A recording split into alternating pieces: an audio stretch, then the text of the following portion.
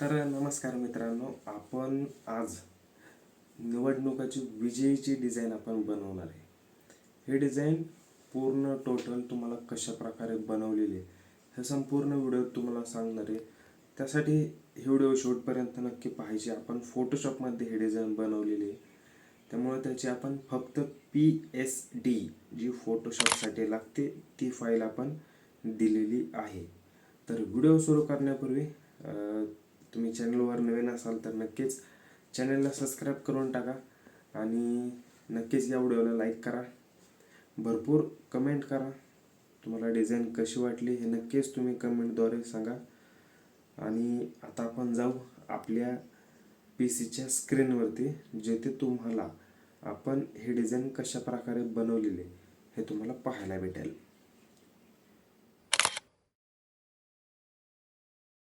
मित्रांनो, तुम्ही आता इथे ही आपली डिझाईन बघू शकताय आणि हा पूर्ण येतो तो लेअर पॅनेल येतो. आता इथे मी तुम्हाला दाखवतो. तर ही आपली ही बनवलेली डिझाईन आहे. आता याच्यात सगळ्यात पहिल्यांदा आता आपण बॅकग्राऊंड दाखवतो, कशा प्रकारे बॅकग्राऊंड केलेलं आहे. तर सगळ्यात पहिल्यांदा हे आपलं नॉर्मल बॅकग्राऊंड येतं, जे आपण 10x12 इंस्टाग्रामची जी पोस्ट साईज आहे ती ही साईज आहे. या साईजला आपण हा कलर फिल केलेला आहे. हा कलर तुम्ही बघू शकता. हा कलर फिल केल्यानंतर त्यामध्ये आपण हा गुलाबी कलर ब्रशच्या माध्यमातून आपण इथे बॅकग्राऊंड टेक्स्चरस करण्यासाठी हे टाकलेलं आहे. आता यावर मला थोडंसं अजून लाईन टाईपमध्ये आपल्याला थोडंसं बॅकग्राऊंडमध्ये ॲड करायचं होतं. थोडंसं लाईन टाईप थोडंसं दिसण्यासाठी इथे गुगलवरून ही इमेज डाउनलोड केली आणि तिला इथं ओव्हरलेमध्ये ऑपेसिटी कमी करून मी इथे यूज केलेलं आहे. त्याच्यानंतर परत थोडंसं टेक्स्टच्या बॅक साईडला थोडा डार्कनेस आणण्यासाठी परत एकदा मी इथे हे ब्रश यूज केलेला आहे. त्याच्यानंतर थोडंसं अजून एक लाईन थोडंसं असं बॅकग्राऊंड अजून अट्रॅक्टिव्ह करण्यासाठी इथे हा शेप ॲड केला. त्याचबरोबर त्याच्यात थोडासा लाईट कलरमध्ये परत एक हा शेप ॲड केला. त्याची बाकी ओपेसिटी ही तुम्ही बघू शकता. इकडे आपण त्याची ऑपेसिटी हे देखील कमी ठेवलेली. त्याच्यानंतर हे सेम थोडंसं वरच्या बाजूला देखील आपण हे केलेलं आहे. बाकी ते पुढे दाखवतात इथे अजितदादा, मकरंदाबा पाटील आणि मकरंदाबांचे भाऊ नितीन काका यांचं देखील आपण इथे 3 इमेज हे असे ॲड केलेले आहेत. त्याच्यानंतर इथे पक्षाचं चिन्ह ॲड केलेलं आहे. त्याच्यानंतर आता इथं जी मिरवणुकीतला फोटो होता तो मी इथे ॲड केलेला आहे. बाकी आता हे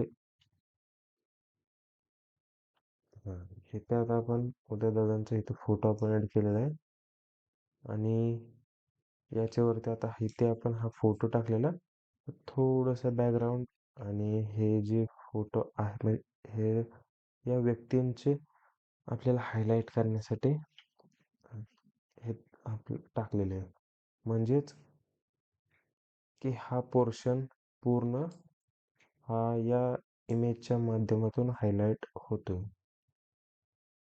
त्यासाठी आपण ते टाकलेलं.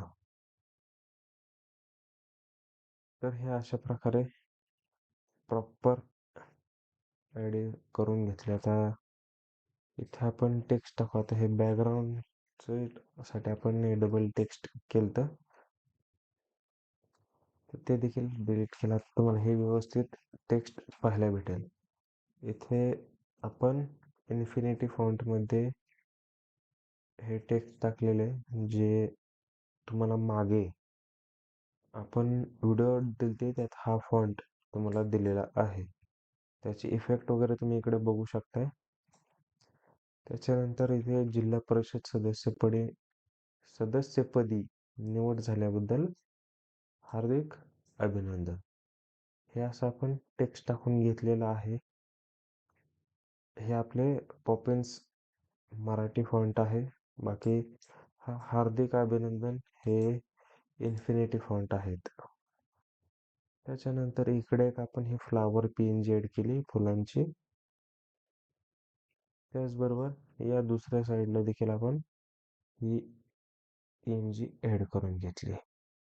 बाकी आता इथे आपण शुभेच्छुक ज्यांच्याकडून ह्या शुभेच्छा असणार आहेत त्यांचा आपण इथे फोटो, टेक्स्ट म्हणजे शुभेच्छुक त्यांचं नाव वगैरे, हे व्यवसायाचं नाव वगैरे, हे बाकीचं संपूर्ण गोष्टी टाकून घेतलेल्या आहे. बाकी फायनल म्हणजे आपला लोगो हा देखील आपण एकदम व्यवस्थित इथे ऍड करून घेतलेला आहे. बाकी मग आता फायनल आपली ही डिझाईन ही अशा प्रकारे पाहायला भेटते. आणि तुम्हाला या डिझाईनची PSD फाईल भेटेल, ती तुम्ही डिस्क्रिप्शनमध्ये लिंक देणार आहे.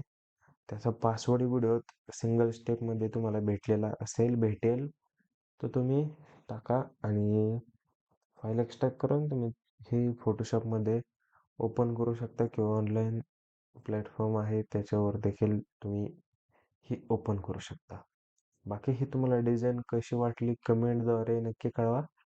या व्हिडिओला जास्तीत जास्त लाईक करा आणि चॅनेलला सबस्क्राईब करायला विसरू नका. तर भेटू पुढच्या व्हिडिओमध्ये.